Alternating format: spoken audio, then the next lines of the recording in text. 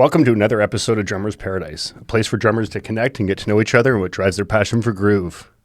Please take a minute and join our growing community by hitting that like button, that subscribe button, and turning on that notification bell. It really does mean the world to us. You can even catch us on all streaming platforms now, which is super cool, AT. Yeah, that's it. Spotify, Apple, everything. Check out our socials. Check out, follow it up. Absolutely. And let's connect. Yeah, now let's get into it. Today on the show, we have coming in from Whitby, Ontario, a weapon behind the kit, and Mapex Canada's head of sales. Please welcome Craig Toutant. You might also recognize him from slaying the kit with bands such as the Spitfire Kings and Matthew Holtby. We are stoked to sit down with him today and get to know what drives his passion for groove. But first, let's check out this video of him crushing the kit.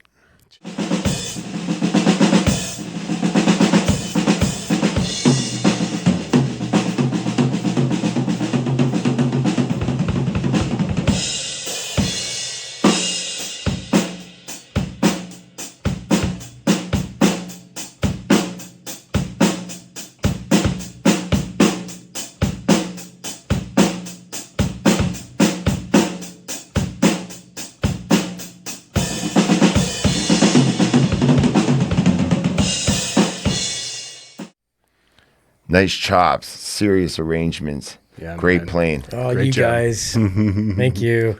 That's just messing around. Nice. Well, thanks for coming in today. Yeah, thanks for having me. Cool. Well, let's start off and get to know you a little bit. Where are you Sure. from? Where's your hometown? I was born and raised in Oshawa, Ontario, and growing up there, not too far away from Toronto, obviously. So, you know, we'd take day trips into the city and get your dose. And then I guess I was about 19, I think. Was in a band that started playing in the city more frequently. And that would have been in the late 90s, probably, 96-ish.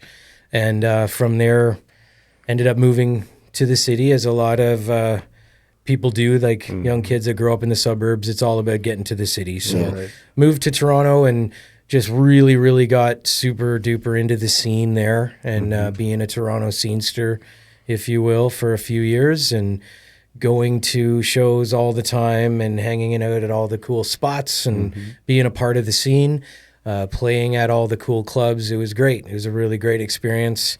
But all, there's a but. The There's city, always a but. Well, There's yeah, always that city kind of did chew me up and spit me out.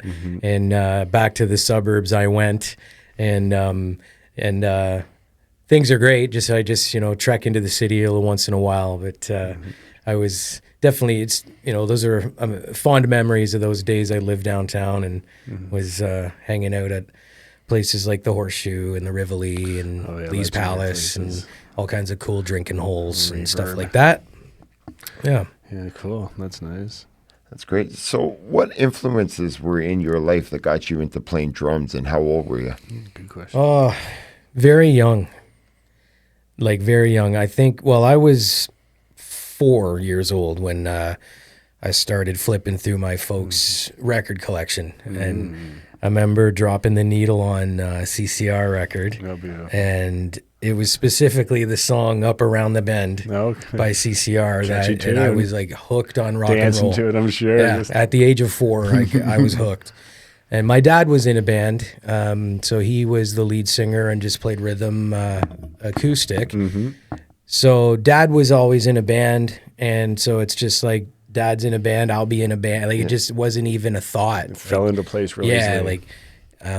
So I kind of I don't know, I just was able to pick up sticks and had rhythm, I guess, naturally. I would never be so pretentious to say I'm naturally talented, but I was able to have somewhat of a beat right away. It came too easy. Yeah, so I got drumsticks. I got a pair of drumsticks, and then just basically set up my pillows on my bed, and they were a drum kit. That's kind of how I got started. And at age 7, my cousin Ed, God love him, he gave me a hand-me-down Junker junior drum kit. I always thought it was a Rogers kit just because it had a Rogers front bass drum head. Oh, okay. But it wasn't a Just the Rogers kit. It was just a Rogers head on an unbelievably junky kit. This thing was, it was such junk of the day. It was probably, I don't know, that kit must have been brand new in the 60s, and I had it in the 80s.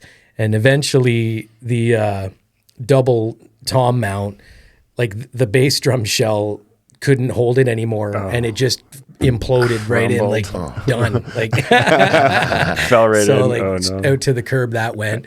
And then what I guess maybe I went maybe a couple years without, and then lo and behold, that same cousin, he was moving out of his parents' place and into his own apartment, and couldn't take his drum kit with him, which was a Tama Swing Star.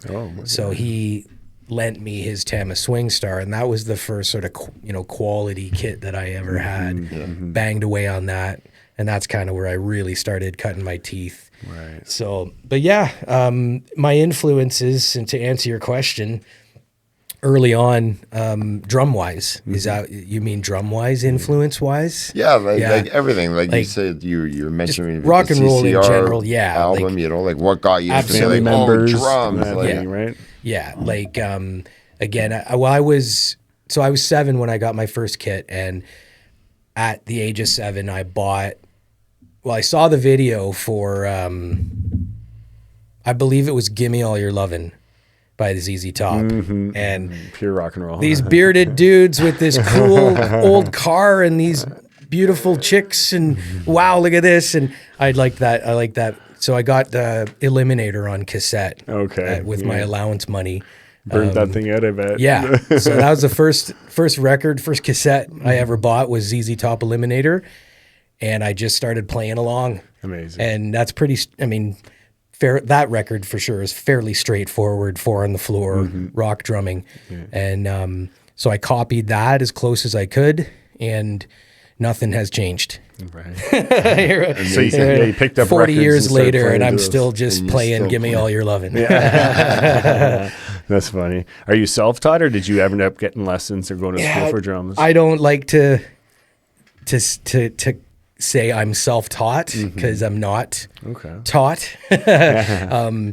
I never took any lessons, and I'm not proud of that. I always joke, like, one of these days I'm going to learn how to play drums, like which is just, whatever, a couple thousand live shows under my belt, and, a multitude of recordings and stuff. And experience. I'm pretty busy.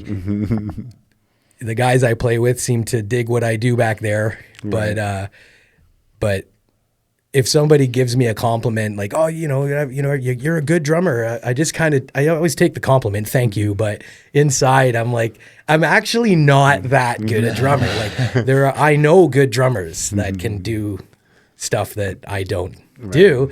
So yeah, one of these days, honestly, actually, there's a buddy of mine named Jay McElwain teaches drums at the Pickering Long and McQuaid, and I always like, one of these days, I really hope I can take lessons with him and Just have a sit down and just actually learn how to play drums. It's funny to say that, but it's there's so many drummers that are amazing out there that have never had a lesson. It's not uncommon. Yeah, I think for me, it's just the desire to do it.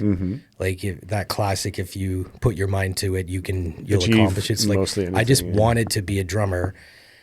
And so I kind of just forced myself to learn as I went, and just I'm a really, really good listener. That's how I get along. That's how I get by with the gigs that I get, and the guys I'm playing with. They'll send me tunes, or we'll write if it's an original thing. I'm just, when older guys gave me advice, keep it simple, serve the song, right? Very Don't important. step on any toes. Don't do any outrageous fills. It's all about the singer. It's not about you. These are the things that just kind of really stuck with me. And I thought, wow, so the music that I want to play, and the musicians that I want to play with, they're all saying, just do this, and that's, we're good. So I thought, okay, I can do that. Don't ask me to do a drum solo. I'm not gonna have the chops that are going to impress the other drummers in the They're gonna house. play in the pocket But and I keep it don't, going. sorry, but I Keep don't time care and- to impress the other drummers in the house. I want, and when I was younger, I don't know how many drummers out there that can probably attest, but you know, you want to be good. You want everybody in the place to say like, wow, look at that drummer. Like when people are leaving the show, you want people to say, man, what a good drummer. And then I realized, it kind of hit me, no, you want people to leave your show saying, wow, what a good band. You know, like I don't care if they think I'm good or not, but I definitely care if they think my band is worth a squirt. Supporting, yeah, you know? exactly. So, Worth a squirt. you know, just focus on focus on the music, focus on the band. Yeah. I've for 20 years now, I've been playing with my buddy Matt, and in a few different bands. This iteration, we're going by his name, Matthew Holtby. So, because he's always been the writer, he's always been the captain. He's the guy that puts the rehearsals together, and every band has a captain. So it's always been him. So this time around, I just said, dude, moving forward, we'll just go under your name.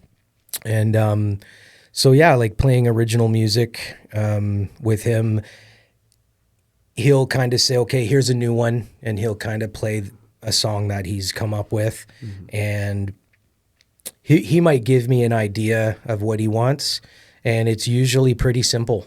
You know, sometimes I might, in my head, I might think, oh, let's do something a little different this time around, and I'll try something inverted or a little bit slightly more out there tom groove or something, and most of the time he'll just be like, no, like just do a good old boom cap, boom boom cap, boom cap, boom boom cap, and I can do that. That's what I like, you know. So yeah, I kind of jokingly say that my drumming, I'm like steam whistle. I do one thing really well. That's the slogan. Don't ask me to do much else. And if you're good with that, I'm good with that. And let's have fun. But I've done some, like I do some session work here and there, but I'm mostly, I kind of like, I'm a band guy, generally speaking. Cool. You know, like jive well with a group of people. Yeah, like I've always, all I've ever wanted to do is be in a band. You know, like I said, I enjoy sessions. I did one recently. I do sessions here and there, and that's fun. Or I'll sub in for live sessions. That's always fun. I really enjoy that. Give us some examples of that. Like mostly cover bands, you know, so there'll be a band's drummer is sick or on vacation or something's happened. And you play these songs. And they'll just send me a set list and I'll show up. And I enjoy that pressure. I really do. Like, you know, showing up to a gig and literally like, hey, how you doing? I'm Toots. You know, just never met these guys in my life. And we're going to sit down and play 3 45-minute sets, and I have to get it done. So I just, and like, it's not like we're doing crazy Rush B-sides or something. It's always straightforward cover band stuff, so it's not too difficult. But sometimes it's songs that I might not be familiar with, and but I enjoy that. That's always a lot of fun. And I remember these guys that were older than me, I'd sit in with them once in a while in Peterborough. And they never ever had a set list. They would just shout out, the lead singer would just shout out the song, and damn if you didn't know it, that didn't matter. You have to play it right now. Yes. And the bass player, good guy Bruce, he would give me good cues. He would always give me good cues. It's a shuffle, or it's this, or you know.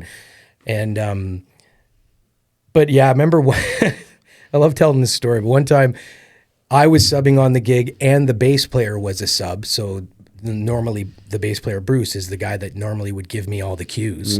So Bruce was not there. So it's a sub rhythm section, and I had played these guys before, so I knew what to expect, but the bass player he didn't even know these guys. So the lead singer would shout out a song, and the bass player would be shitting himself, because it's just like he may have heard that song once in his life, and he's just farting his way through it, and like after the first set, he's just sweating like, oh my God, he's like, this is crazy. This guy's just shouting out songs, and there's no set list. No, this isn't how I do things. And I thought, oh, this is funny. So then the next set, Oh, it's so funny. The lead singer turns around and goes, "Crazy little thing called love," and the bass player goes, "No!" Like screamed, like the whole, like shut the place down. Everyone stopped. Kind of what they were like, like kind of guys, like the bass player lost his shit on stage. Oh, and no. he's like, "That's enough." Just snapped, He's like, "Yeah," like that, he goes, "That would be suicide." He says, so, and I laughed my ass off right then and there, because it's true. If you don't, as a bass player, if you don't know that song, you know the song, right? You're walking it's all over the place. It's crazy. Yes. So yeah, he shut her down. I don't know. I enjoyed that even with that band. Sometimes he would shout out a number, and I'd be like, well, I've no idea what that is. What is that? And the bass player would be like, oh, it's just straightforward, like boom ka, boom boom ka, or like just give me an idea. All right, and we just make our way through the tune, fart our way through it, and like I always say, if you can start a song and end it and don't stop in between, mission accomplished. Yeah, you've played the song. So yeah, so that's fun. I like those sub gigs as well. That's cool. Yeah, that's funny. So with so much information out there today on the web, where would you recommend young inspiring drummers to go to build a foundation and get some educational pointers when it comes to playing drums? Well, obviously, like there's a plethora of places to get info online these days. So I am a little bit old school in that, like I said earlier, when I'm ready, I will take lessons. Like I'm still of the belief there's nothing better than one-on-one lessons, with an experienced instructor. So that I would say find a good instructor, and in that search, if you're a kid or an adult for that matter, but if you get in with an instructor and you're not really jiving or feeling that person, tell them. Just say straight up, no hard feelings, but I'm just not getting this, and I'm gonna and try to find someone else. Like that's pretty normal. And like I don't think that instructor would take it too personally, but yeah, like take lessons. Is to be honest would be my first answer. One-on-one lessons. Yeah, I think, and then. Secondly, obviously, you can just dive into the internet. I mean, you can go to YouTube and type in anything you want, and you will see stuff. A million of them. Yeah. So, and then it's like, well, who do I listen to? This guy says one thing, and this guy says the opposite. Who's the right one? Who's wrong? Yeah. Well, they're both right, and they're both wrong. Like that's one thing you got to realize. There's no rules. Really, that's true. Just play the stuff. If you can play it. If you got sticks in your hand, like you're a friend of mine. Yeah. And but then obviously again, Drumeo, you can't not mention them. What Jared has built up is truly amazing. So I've been lucky to be there and tour the facilities and hang out with those guys. Yeah, they're brilliant guys, friendly guys. They're all drummers. They're all musicians. It's a really really cool vibe and a really really cool place. And actually, I got to hang out with Tyson earlier this month at Victoria Drum Fest, and which was awesome. And another successful VDF, Murray Creed and his family and crew put that on every year on Vancouver Island. And total success. I brought up Maestro Robinson this year he's got a full-time house gig now in Las Vegas. He's drumming with a Cirque du Soleil gig called Mad Apple, which is amazing. A great gig for him. So he took a couple nights off that to come up to Vancouver Island and perform with us at Victoria Drum Fest. So that was cool. Nice. But yeah, Tyson was there from Drumeo, and Kyle Radomski, who I know from K-Rad from Drumeo as well, emailed me not too long before the festival. And just said, Mapex has done a lot for us, and you guys are awesome.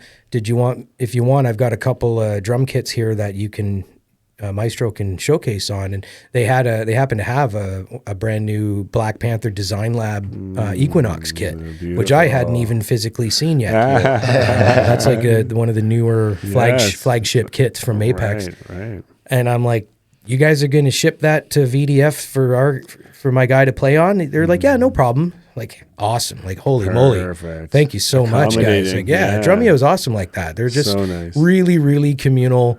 I mean, there's a fellowship in drumming, right? There Like really is. I just Yeah, said, if you got we're sticks in feeling your it. hand, you're a Yeah. friend of mine. Yeah, I love it. And like right off the bat, me and you guys are hitting this off. Like drummer, I don't know. There's no other instrument I think that's like that. There isn't, I don't honestly. think, yeah. Like, and even the drum clinic as it is. Has kind of changed in the States. It's kind of gone away, but I still book drum clinics across the country with guys off my Mapex roster. I mean, this month, every May, drum month, there's tons of drum clinics, like with Christian Tana, Corey Hoffing, Dixon Benjamin. Holy moly, who am I forgetting? It's been great. Mark Swan. You guys have a great So my guys are all doing drum clinics. So yeah, just the fellowship of drumming, you know, drummers and people will generally just come out to these events just because they might not have even heard of this guy.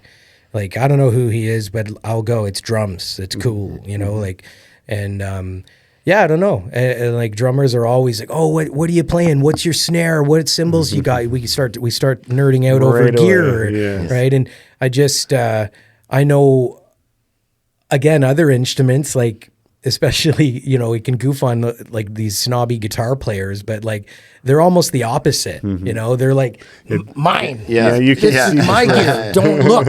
I don't want to give you my secrets. You know, and whereas drummers are just sharing everything and you know go have at it. So I don't know, like just the fellowship of drumming is super, super cool. It really is. And yeah, it's been drum month has been going great. There's a few events left. Say, I know Dixon Benjamin's got one coming up Where? Tuesday in Pickering. Okay. And then Wednesday in Canada. Okay. Out the Ottawa way.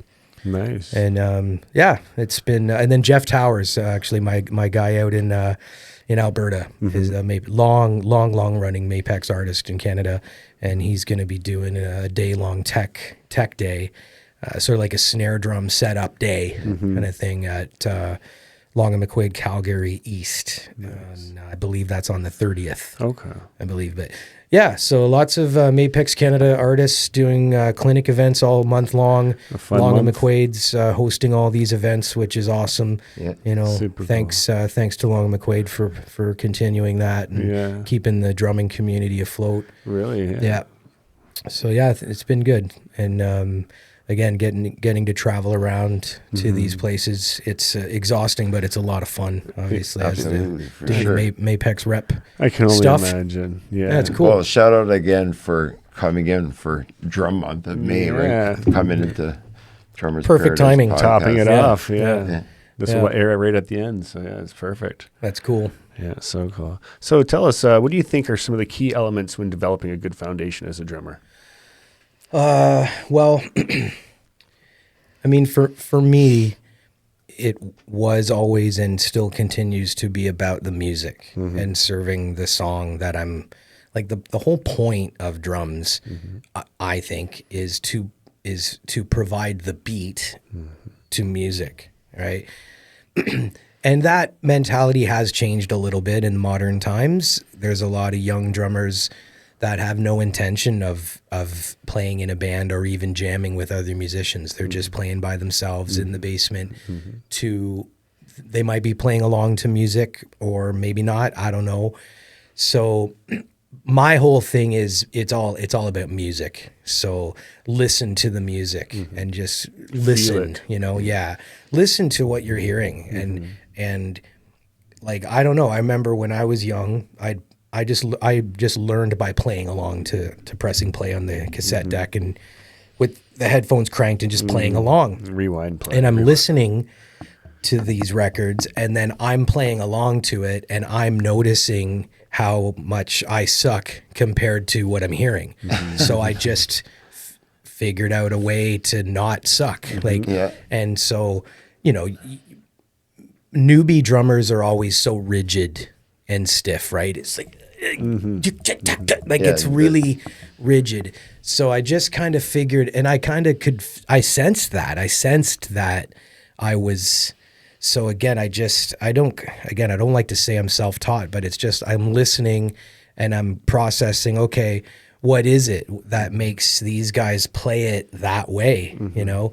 And of course I grew up reading Modern Drummer magazine. That was huge. So every huge month. growing So up, and I'd read what these guys are saying, and it's so funny. Like they're always almost always saying the same thing. You know, keep calm, relax. It's all you about know, being relaxed. smooth. Relax, Get a little bit more wristy. Don't be rigid. You know, and that's how you can start getting into that stanky groove. You know, That's a very good point. and that's the stuff too. Like I just listened to rock and roll my whole life, but I also just there's all kinds of music that's coming at you, whether you like it or not. It's all influential, right? Is. Yeah, and like I remember being a little bit older when I kind of started to realize what it meant to play a real stanky groove, like that just puts that scowl on your face. Yeah. Sit You right know, in like, that pocket. to get right? that going, it's like, that's a different place, you know? And that's what I like. So yeah, I mean, whereas there's a ton of drummers out these days that just want to play double kick metal super duper fast. They don't want to groove. They don't want to do the stank face pocket shit that I'm talking about. And that's cool. Like there's nothing wrong with that.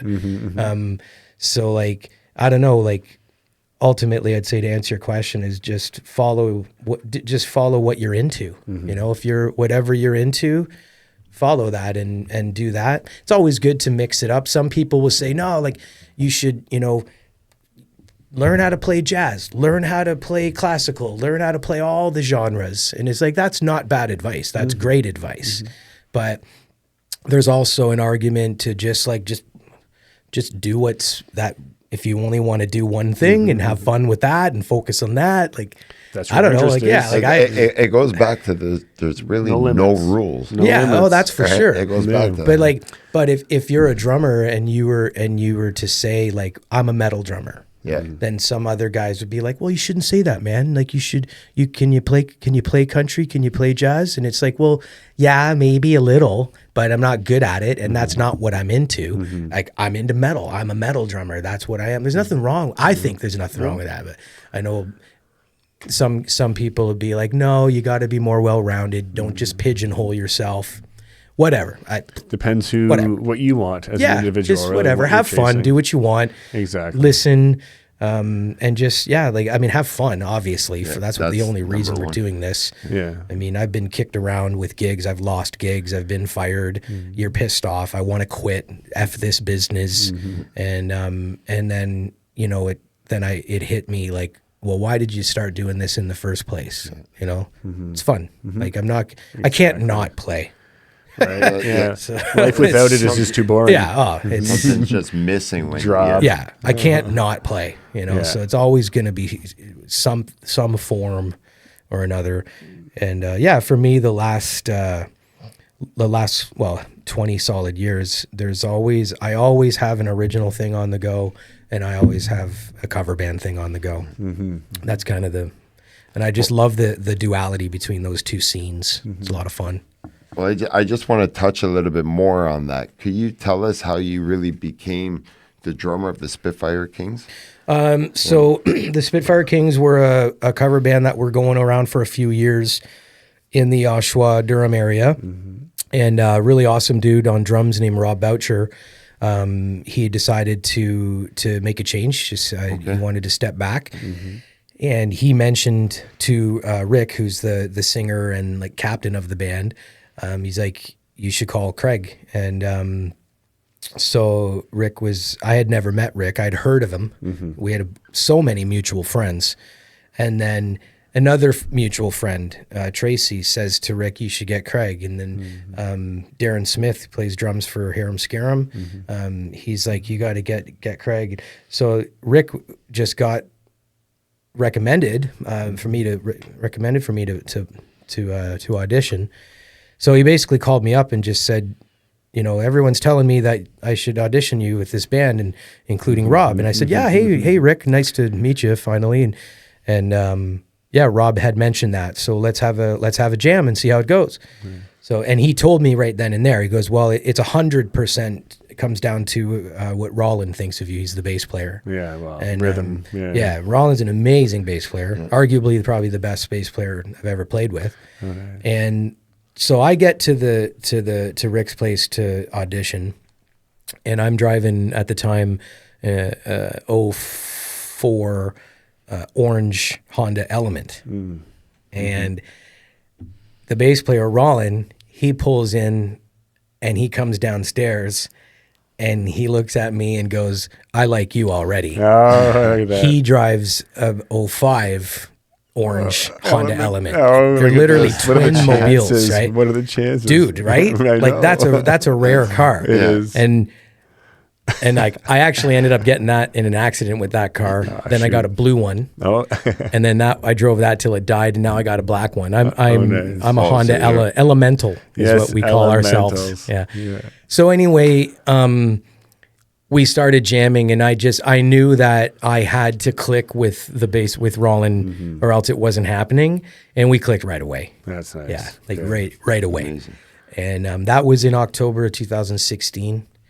And, those guys, since then, we've probably played anywhere from, 50 to 80 shows a year. Like I say, most weekends we're out, sometimes Friday and Saturday. Yeah.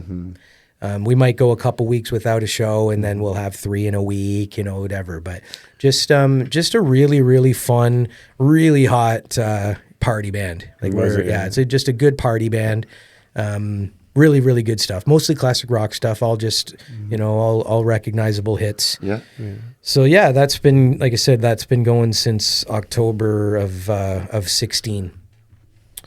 And the original project, like I mentioned with Matt. Yeah, I was just that's- going to say. And that's the other how one. you got in with Matthew. So him and I met in 2004, and he was a radio DJ for 94.9 The Rock. Okay. And his radio name is Matt Diamond.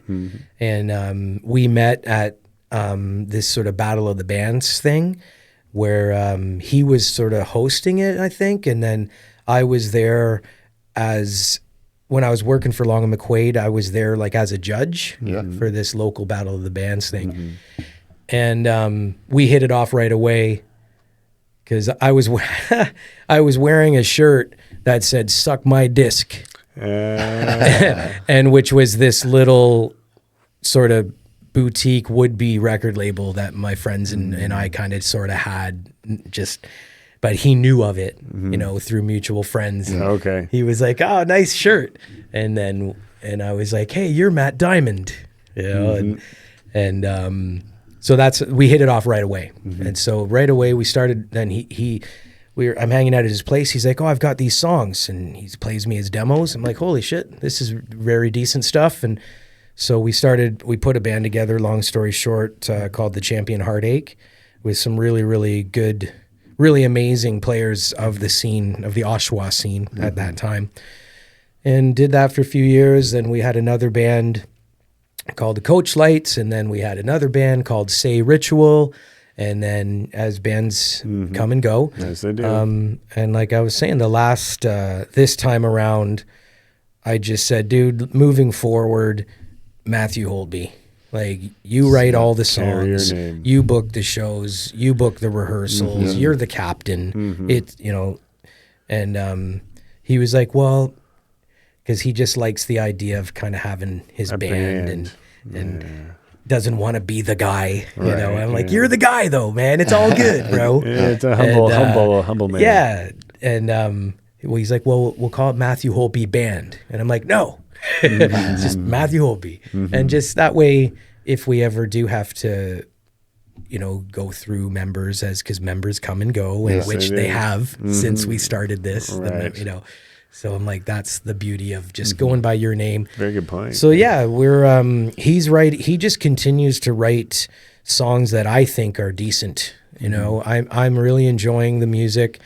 And so we record it, and he writes it, we hone it, we record it, and we release it. We're a lot of bands these days are of the ilk of doing like waterfall releases. So basically releasing a song every like 3 months. We thought, do we do the album thing? Do we do the EP thing? And it's like, you know what? Let's just record. We'll always have a song or two in the process, and we'll drop a tune, I hope, ideally every 3 months. And that's kind of what we've been doing. Yeah, that's a fun approach. And yeah, I find just this year, under Matthew Holpe, it's probably been 4 years now plus. But just this year, I find that we're kind of, I guess, pushing it up a notch, and just trying to get it out there a little bit more. Doing publicity things and making a bit of an effort to promote this stuff rather than just put it out there and see what happens. Right. You know, it's like, dude, you have to spend some money to try to promote your product. You do. And I've been making records literally for 30 years, and it took me literally that long to finally get it in my head. Musicians are good at making music. They have no idea how to sell it. Yeah, marketing. Yeah, no, you gotta have the whole back It end never really hustle. hit me, you know? And like, say what you want about, like, I mean, I'm not one of these old timers that whines and laments for the old days, because they're done and it is what it is. But there was something about the old days in the way that these record companies, as shitty as and ruthless as they were, it's like they knew how to sell it. Like, you make it, we'll sell it. So it's like, and like, artists don't want to talk about their music as a product. But sorry, bro, it's a product. Yes. If you like, I make the best chocolate chip cookies you've ever had. Yeah, but I don't That's want to great. manufacture Can you them and sell them? Can you sell them? Yeah. Right? How do you sell 1 million cookies? I don't know. Yeah, it depends what you're in it for. So, okay, well, I guess we got to find somebody who does, right?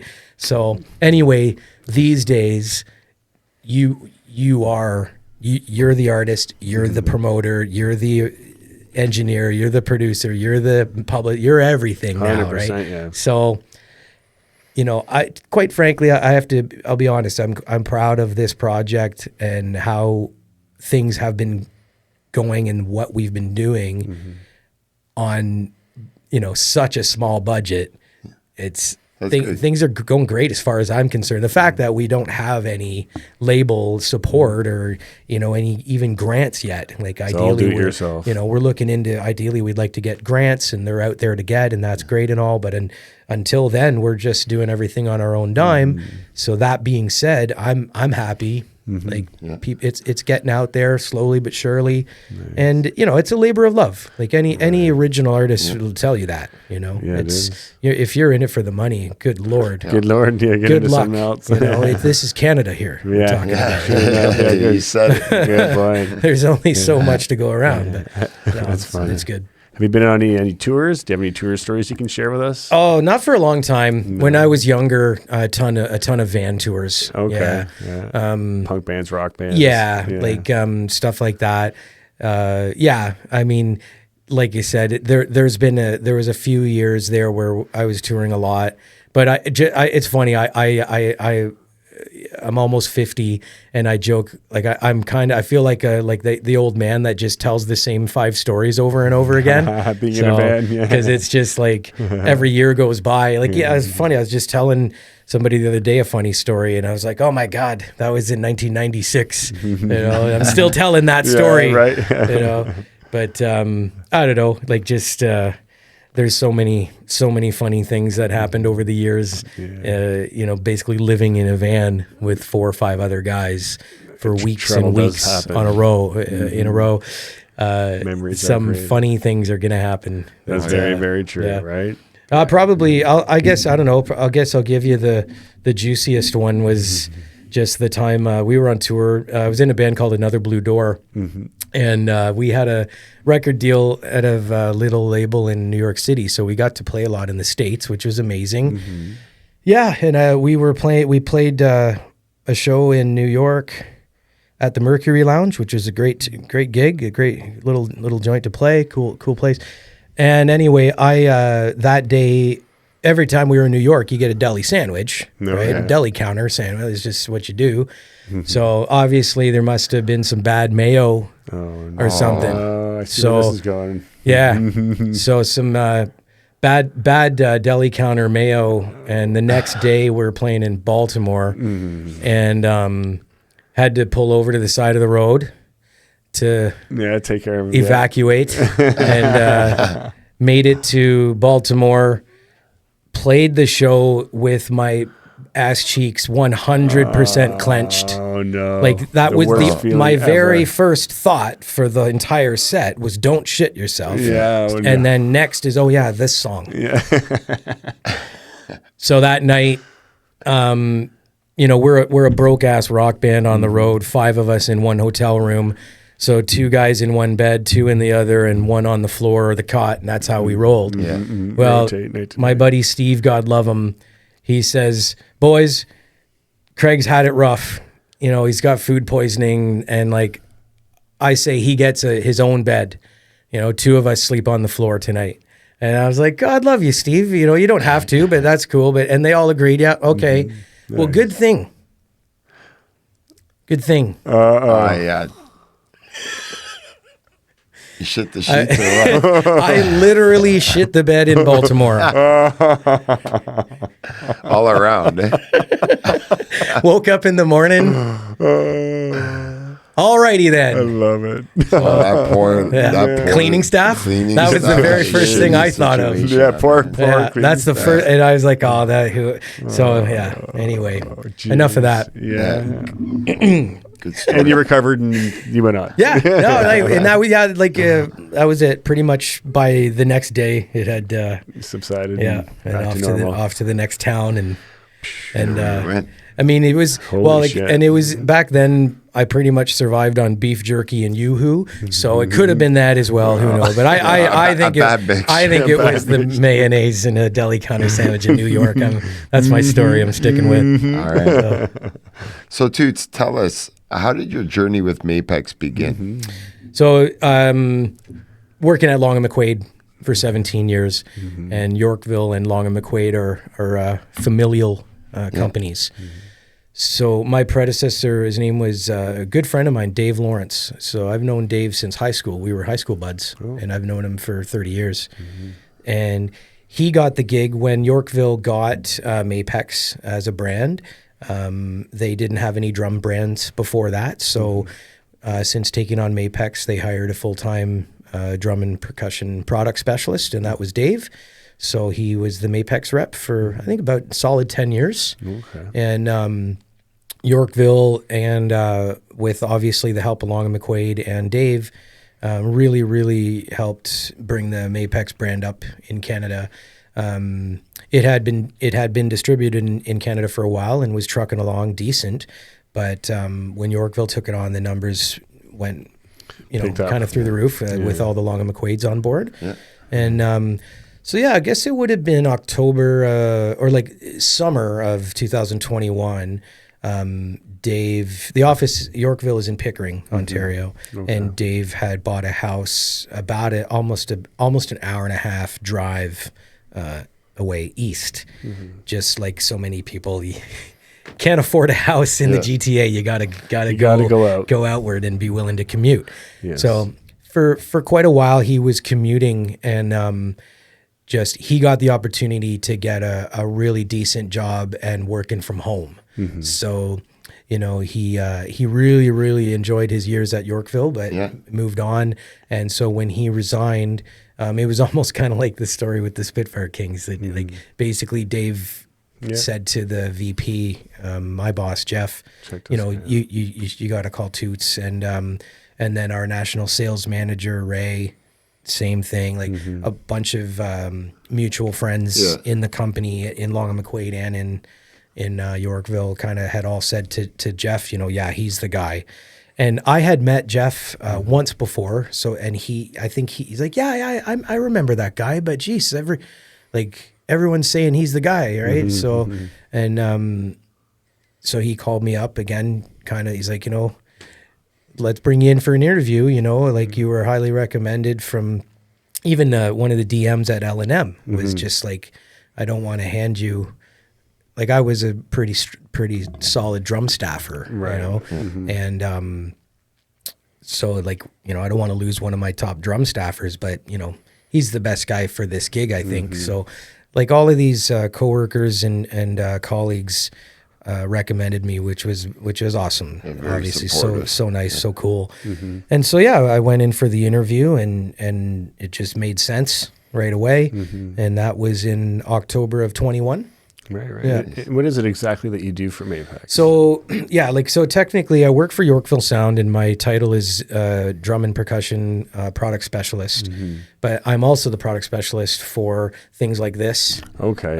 All the cables, Okay. all the stands, every little clip, every little screw. Right. So a lot of my day is spent with dealers emailing me saying like, I need this. That one you know part. that screw that holds on that thingamajig? I need that. That one thing. And so yes. I'll find out what the part number is. Right. Okay, that's a X57B7 and it's 80 cents, whatever. Like a lot of my day is spent doing all of that stuff. I always joke like, that's like totally... Like the drums is the cool shit. You know what I mean? Like that's the sexy stuff. You can't cherish a mic cable. No. You cherish your drum kit. Yes, That's the cool stuff. So I'm first and foremost, I'm the drum guy, but I also look after those other things too. Right. But so yeah, like basically I'm the product specialist. That is my title. But we are the Mapex distributor in Canada. So that, makes me the Mapex rep. Right. So you work with local artists, I guess. Yeah, so that's a really, really fun side of my job is being the artist relations manager as well for Mapex Canada. And I inherited a list of artists from Dave. He had signed a number of artists. And since then I've probably, I would say maybe not quite equaled that amount. Like I think, I don't know how many I've signed now, and probably nearly 10 or so. But yeah, if I see an artist, people always email me and ask.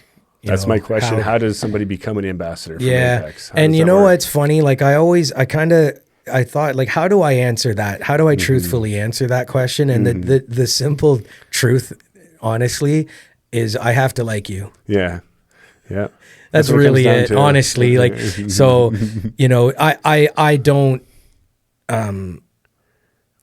pride myself in being the gatekeeper. Like, Right. I don't like, I wish Well, I you could, gotta I wish I abide, could though. sign everybody, you know what I Yeah, mean? Like, true, yeah. but it's like, so there might be, I can't help it but admit that I think sometimes about some guys that might email me and say, hey, like, I'd love to be an artist and this and that. And then I always respond.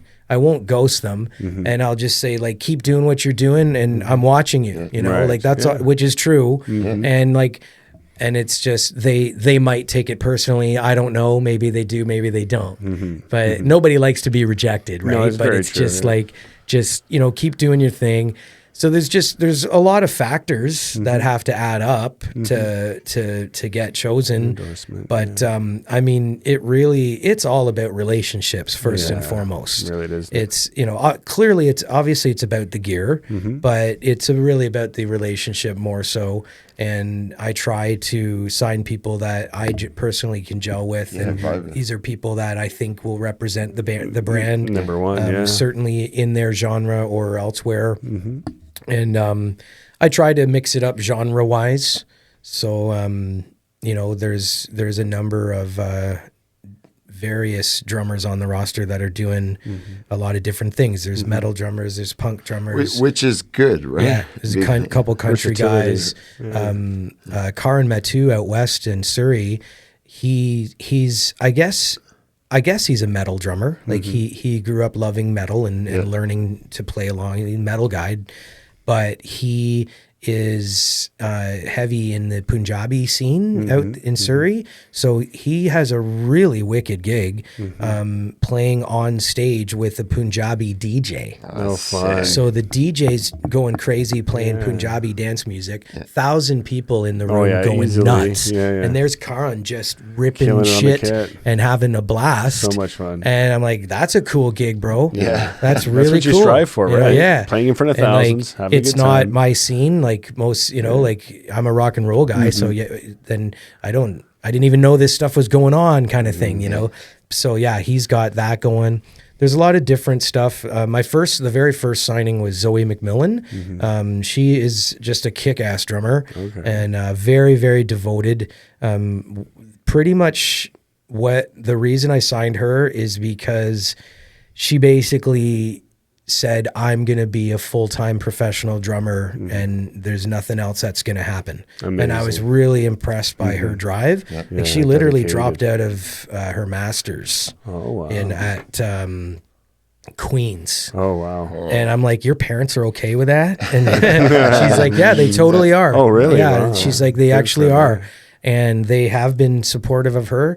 And gosh darn it, she's kicking ass. Good for her. Good for her. Focused. Like, I remember when I came on board, one of our artists that Dave signed was Sam Landa, amazing drummer, metal drummer. Yeah, so great friend of mine. she was playing in the Annie Queens, and she had to back out of the Annie Queens because of contractually from gigging with Conquer Divide. That's right. So Val from the Annie Queens got a hold of me and said, hey, do you know any kick-ass female drummers? And I'm like, you better believe I do. I just signed one. She'll be perfect for you guys. So Zoe started playing with the Annie Queens. I have her drum skin. And nice. Yeah. So she loved, to this day, I think that's probably one of the favorite bands that Zoe's been in since she's turned pro, if you will. Yeah. But that being said, she just keeps getting snatched up by these like up and coming pop stars, and there's just these really awesome gigs that she's taking. So she's had to more or less back off of the Annie Queens, but yeah, she's been playing with a bunch of pop stars. She's moving to LA, which is bittersweet for me. Like I'm more or less losing her, but that's a very wise decision for her. I think she's going to kick ass, and I foresee a really healthy career ahead of her. Good for Zoe. And it's funny talking about the Annie Queens. So Sam Landa is on the Mapex roster. She's one of my artists. She backs out of Annie Queens. I get Zoe in. She's on her roster. Yeah. And Zoe had to back out. And then who fills in once in a while was Allie. Allie first. Allie has sat in with the Annie Queens. And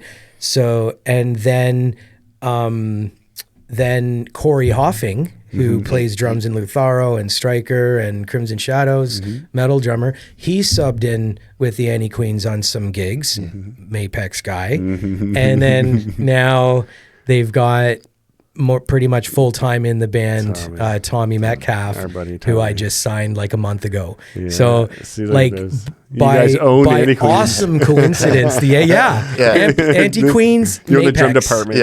You're the drum department. It's awesome. And God, do they kick ass. Yeah, they do. They're such a kick-ass band. Yeah. I just love seeing them. I've got to see them live a few times. I've been lucky. I was able to see them at the Festival d'été in Quebec City last summer. And even though it was a crummy day rain-wise, they still kicked ass. I've seen them a few times. They're just, I love their power.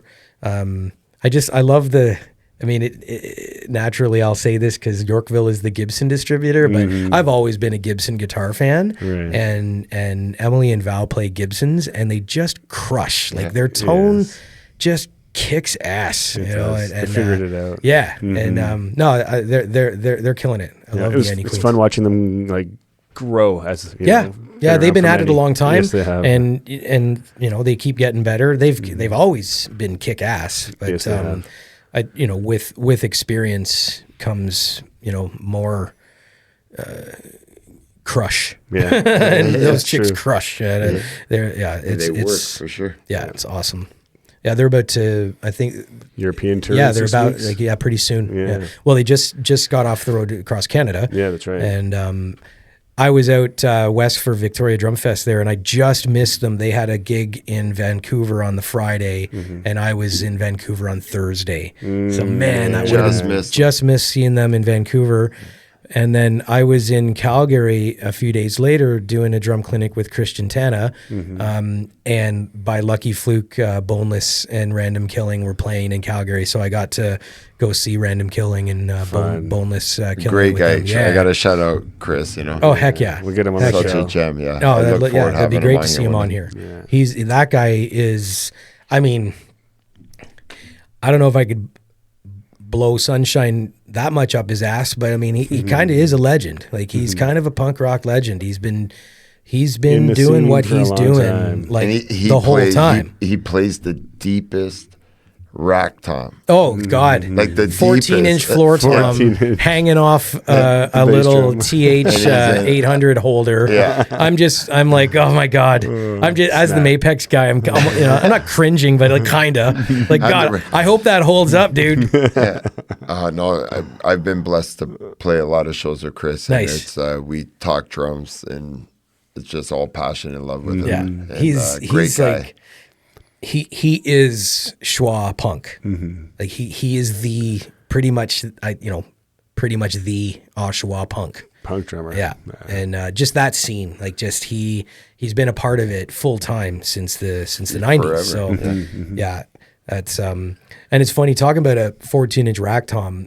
Maestro Robinson, he does that. He puts a 14-inch floor tom on a snare stand, then goes 10, 12, 16, 18. Interesting. So it's 14, 10, 12, 16, 18. That's what he has. Or actually, I think on his circuit in Vegas, it might even be an 18 floor tom and then the 22-inch kick, like gong drum. Oh, okay. Yeah. He's got the 14-inch floor tom where the rest of us would have our 12. Yeah, 10 or 12. Yeah, exactly. Yeah. But yeah, Boneless, he rocks it off the hanging off the cymbal stand. I always joke with him every No time doubt. we play together. Yeah. He's like, "Yeah, T, no problem, man. You can use my shells." I'm like, "Hey, man, can you bring your little tom?" Yeah, bring that cute little rack tom.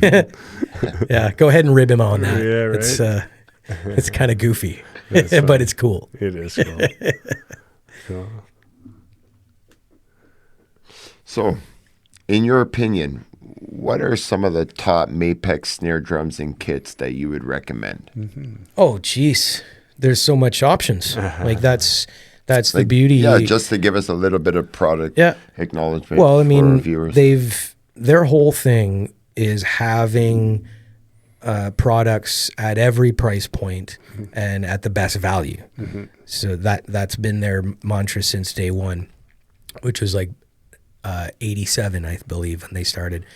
And I'll quickly say this too. Back in the summer of '93, I busted my ass working a summer job for $6.85 an hour, and with the money I made that summer, I saved up and bought my first drum kit that I ever bought with my own money. Yeah. I was playing on that Tama Swing Star I was telling you about earlier. Yes. So I wanted a yellow drum kit with black hardware.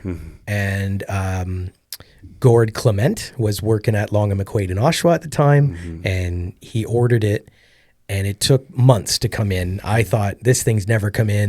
They forgot about me, but they didn't order it. finally arrived. Well, it was a Mapex Mars. Oh, So the first kit that I ever bought was a Mapex. look at this. 30 years later, I'm the rep. Wow. But so that was kind of neat. And everyone called me Striper. Okay. Because it was yellow with the black hardware, or Bumblebee or whatever. Yeah. But that was a cool kit.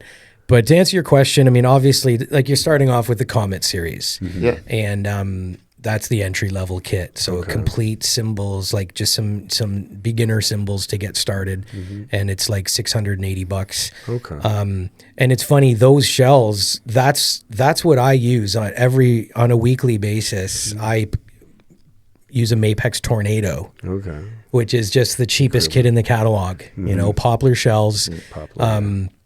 And then the MPX snare, which is a 14x8, Ooh. maple and poplar. It's a $220 snare. So the 12-inch tom, 16-inch floor tom, 22-inch kick, and the Mapex MPX snare, you know, brand new, that's, you know, whatever, $600-700 worth of drums, next to nuts. So, and that's what I gig on a weekly basis. Very reasonable. So that I do that for two reasons. A, I love the finish of that kit. It's called Ebony Yellow Swirl. It kind of looks like a root beer swirl, like the old Made in Japan from the 60s kind of swirly look to it. Yeah. But I really love the look of that drum. And obviously they're so cheap and they're really, really light. Like as a weekend easy gigger, transport, they're so light. Nice. So I gig every week on a Mapex Tornado. Nice. And so yeah, but so yeah, I mean, after that, there's the Venus, which is the next step up. It's got a wooden bass drum hoop that it greatly improves the tone of the kick drum. A little bit better cymbals. And then after that, you're starting to touch into the semi-pro line. So with the Mars Birch, Mars Maple. Yeah, finer words. Dollar for dollar, I was saying this before I became the Mapex rep, I really think the Armory series from Mapex, dollar for dollar, is probably the best drum kit you can get. Right. They're really, really good drums. Maple and birch shells, beautiful lacquer finishes, like finishes that are befitting of the higher end. And those Armories can't be beat, really. They're just, they record well. You can, any stage, any studio, they're really good drums. And then next after that is the Saturn, which has the classic inner ply of walnut and then the maple, walnut maple mixture. After that is the Evolution series, which gives you the choice of maple walnut or birch walnut, and it has those halo suspension mounts.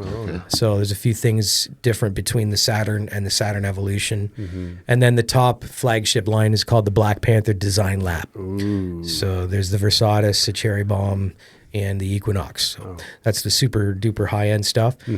So, I mean, to answer your question, obviously, simple, just go with what you can afford. You know what I mean? Like whatever's within your budget.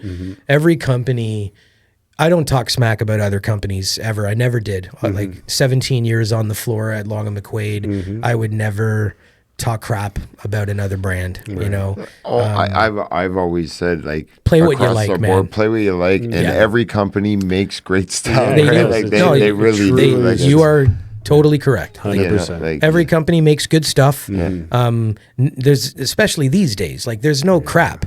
Like it's all good. It's just what finish do you like? What price point can you afford? And if you want to dive into the puny minutia, like you start, bearing edge angles and ply thicknesses and all of these things. Again, the hybrid shells. Like my buddy Rob Brown, Rob Beatdown Brown, YouTuber, amazing drummer. You got to check out his page. Oh man, like I'm surprised you don't know him. He's awesome. But yeah, he's got a funny personality on his channel. But I remember one time him saying he's going on about how like these things are they make a difference, but it's not Huge. like it's not going to make or break your gig. Like I don't care who you are, no producer, no music director, no one is going to say like, oh, damn it, those drums have a inner ply of mahogany. This guy's a bozo. Yeah, I don't like the bearing edge on that drum. No one said terrible. No one. If you're ever. a good drummer, you can make anything sound good. Frig, man, we should have used a birch shell kit on that record. We might have won a Grammy. What were we thinking? Our career's ruined. So is there a difference between a birch shell kit and a maple shell kit? Yeah, but it's not going to make or break your gig or your session. No. It's just not. You throw the heads on there, you hit it, it goes boom, and that's a thing too. Like an experienced drummer will get more sound out of a drum. It's so true. Yeah. And it's really funny how that is. And the same thing goes with guitars, like, and any instrument. All the years on the sales floor, people, like I would tell people, like, you don't have, if you want to save up and get some $6,000, $7,000, $8,000 custom made kit, do it, go ahead. But like, don't think that you have to do that. That's what's going to make it. It's not going to make you play better. No. It might inspire you. Yeah. It'll inspire you to play more and to play better, exactly. But it itself will not improve you inherently. 100% agree. And I always said, like, back when Neil Peart was alive, but I'd say, like, you could put Neil Peart on a Mapex Tornado and Alex and Getty on some beginner Squire yard sale junker, and they'll blow your friggin' face off. Oh yeah, they will. Right? Like 100%. It's Hello Kitty kits. Yeah. It's not. I've always said it's not the gear. It's the user first and foremost. Carlos Santana can pick up the most disgusting rusted out thing you ever saw and go, whoa! And it's like, that's Carlos. Like that's sustain, right? Like it's, so yeah, Holtby did some drums at High Wattage Cottage, which is Scott Middleton, who played guitar for Cancer Bats. And he backed out of Cancer Bats to focus on this a really amazing studio that he's got out near Belleville. Nice. And Holtby was tracking some drums in there.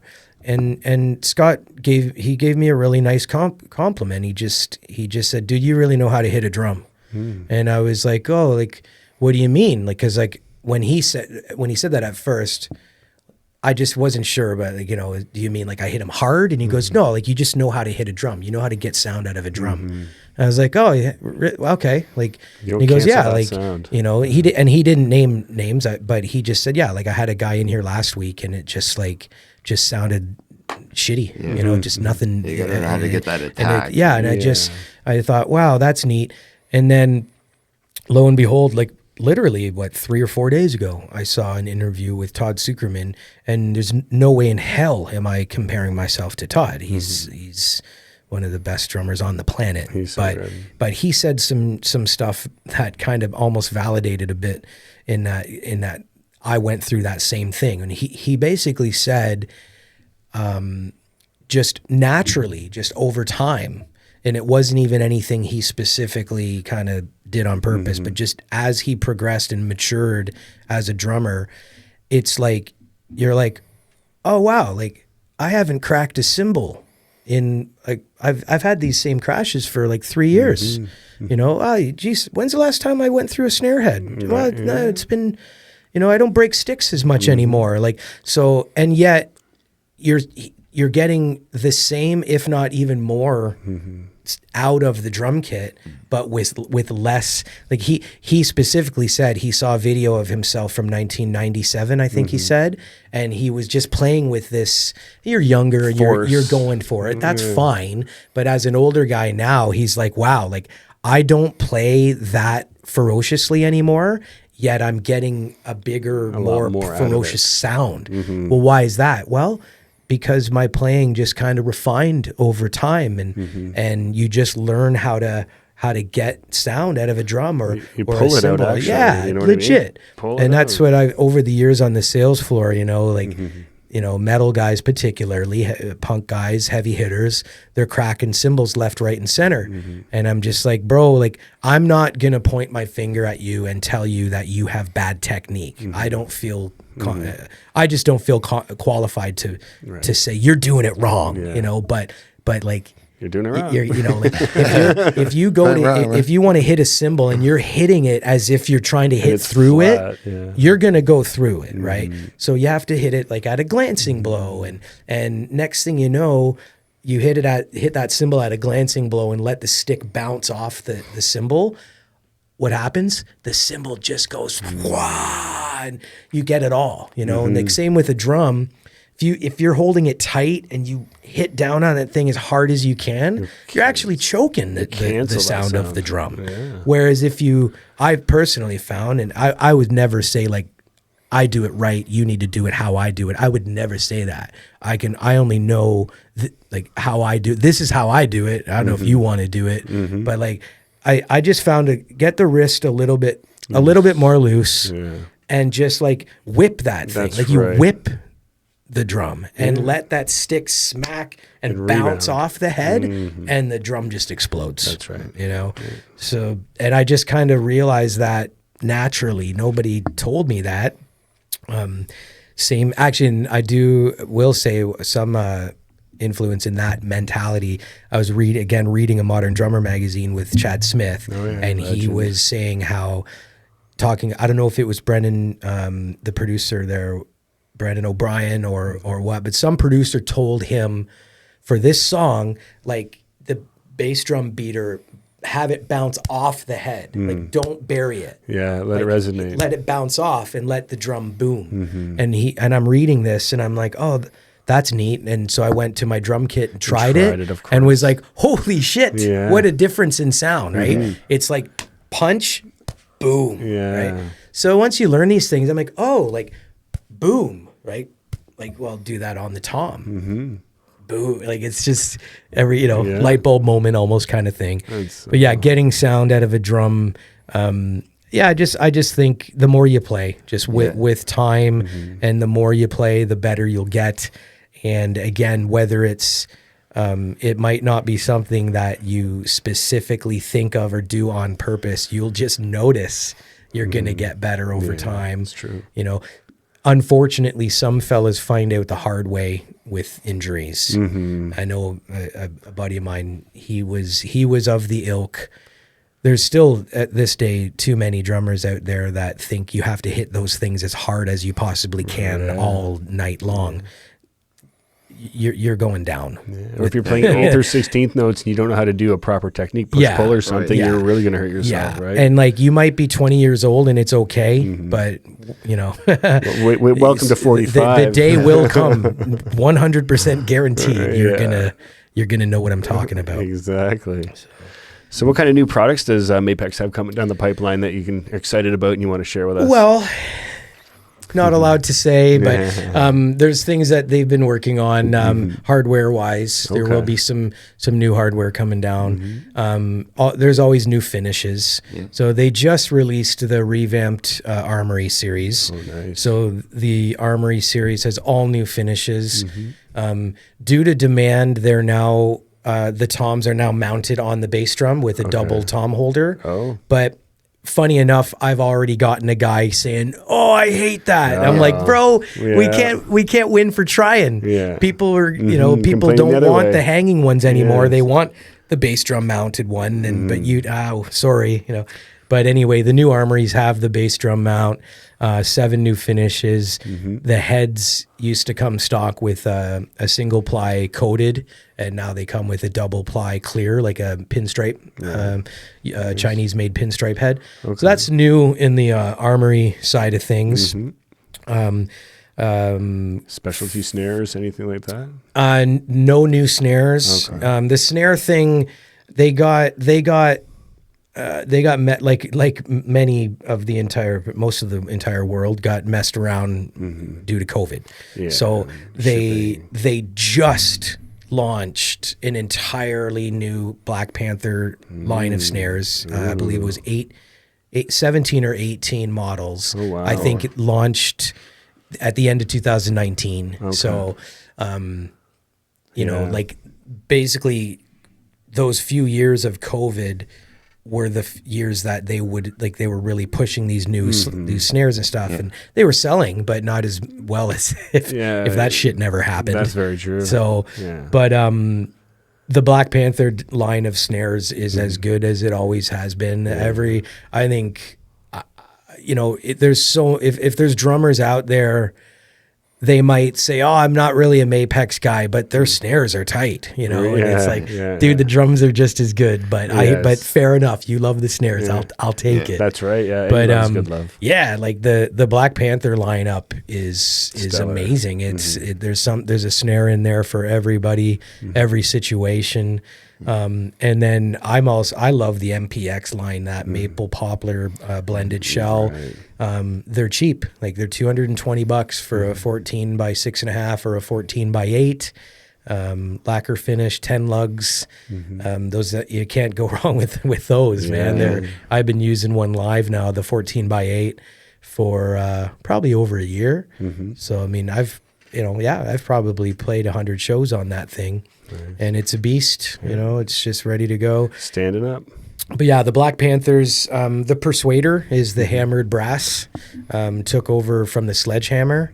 The Sledgehammer was one of the popular models. Okay. And so now it's called the Persuader. It's somewhat similar. It's a hammered brass shell. That's probably the most popular of the Black Panther line. Okay. I really like the Metallion, which is the shallower, like a 5.5 brass. For tighter tunings. Bronze over brass or any nickel over brass? There's a copper. There's a brass, shiny, smooth brass 5.5, hammered brass 6.5. Okay. There's 100% maple shells. There's walnut and birch, maple walnut. lot of different options. I think, and one of the sort of hidden gem of the whole line, I think, is the Hydro, which is and I'm not even a big 13-inch snare drum guy, but this drum is a 13 by 7, and it's just so versatile. You know, you can tune it low, and it sounds bigger than it is, and then you can crank it and almost use it as a side snare. It's got a nice pop. And I like that drum a lot, and it's somewhat similar to a model in the past called Fat Bob. Okay. Somewhat similar to those, but that's, you know, like I say, there's just a plethora of Black Panther series snares out these days, and there will be more coming down the pike, but nothing right now. Right. But yeah, as far to answer your question, it's mostly like there's some hardware coming down the pike, some new finishes. And that's all I can say. Nice. Well, we'll keep our eyes open. Oh, for sure. Yeah, for sure. For sure. Cool. All right. Yeah, Adam, you know what time it is? What time is it, buddy? It's the Paradiddle Challenge time. Let's Oh, rock and roll. God. Are you ready for this, Craig? Yeah. All right, let's do this. Yeah, let's give it a go. Right on. We'll start you off at 100, and we'll bring you up in increments of 20, all right? Here we go. Good luck.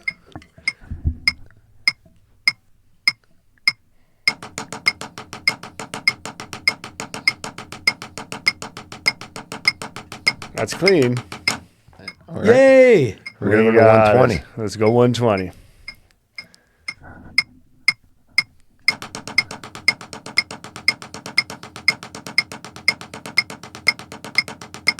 Yeah, he's got that. You got that. Holy moly. All right.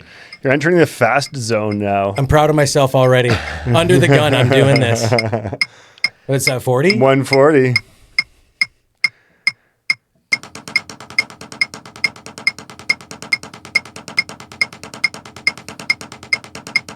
There he is. Right. Nice. That's a first. 160.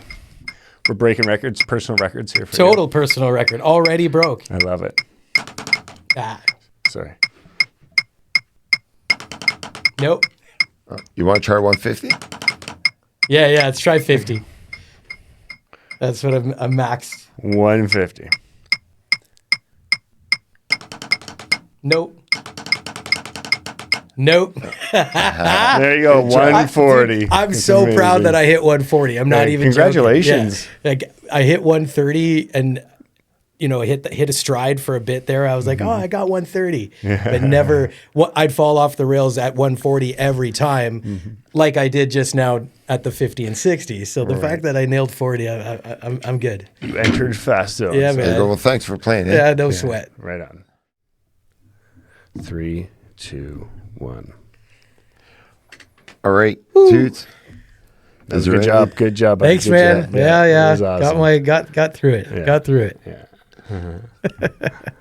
Is there anything you'd like to share with us today? What are we going to share with you with what you got coming out or anything Share you a song recently with us? released? A song you want to share? Well, drum sure. Video? I mean, always want to be pushing the original project with Holtby.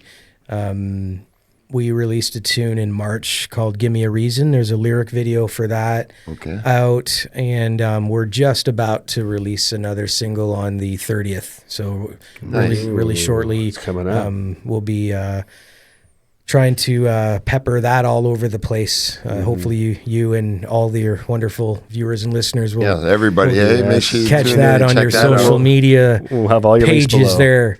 It's a tune called "This Is Bliss." Nice. It's a sappy love song about how much he loves his wife. Okay. And a lot of the Matthew Holtby stuff is pretty heartfelt stuff. It's soft rock, adult contemporary, easy rock, whatever you want to call it. It's not nearly as aggressive as some stuff that I have been doing in the past. And even the band that him and I were in before called Say Ritual was a straight up rock band. This stuff is a lot more, it's softer, like just really nice melodies and very straightforward, heartfelt lyrics. So yeah, the tune's called "This Is Bliss." And it's going to drop on the 30th of May. Nice. And like I said earlier, we're going to try to release songs every 3 months or so. Nice. But so this is a sort of like the first release of the, I guess, of this summer. And hopefully we'll have another by the end of the summer and just keep it rolling. Nice. And we've got the release. We're playing a show in Warkworth, Ontario, which is near where Matt lives and works. But it's a really cool, just like a private barn. This guy kind of renovated his barn to be like a venue. Ooh, fun. And yeah, like we pre-sold it out. There was he's like, I only want 60 people in here, so we pre-sold 60 tickets like before it even went public. Oh, nice. So I was like, holy crap, that's kind of cool. Yeah. And so really looking forward to that. So it's going to be sort of like a single release fun. show, That's coincidentally, this really vibing spot on the 30th. So we'll hopefully get some good photos and video and some good content from that show. And Matt does a ton of solo acoustic stuff. He does all kinds of gigs like that throughout the summer, and strategically trying to get some good shows for the band and then, solo shows for himself to play acoustically. And, but yeah, things are rolling along quite well. We're having a lot of fun with it. Awesome. That's exciting. Yeah, man. I'm excited for you guys. Thanks.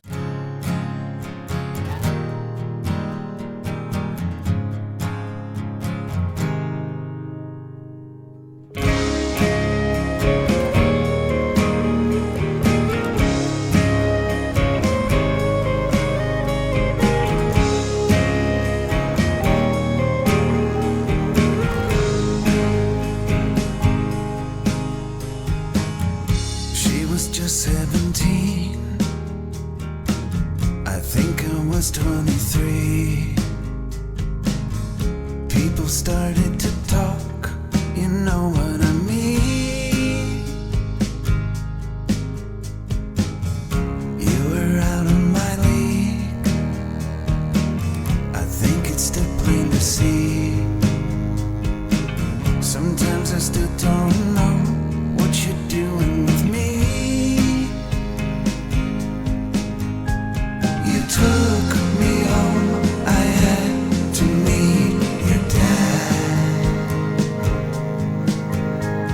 And everybody thought he'd be mad, but he didn't care.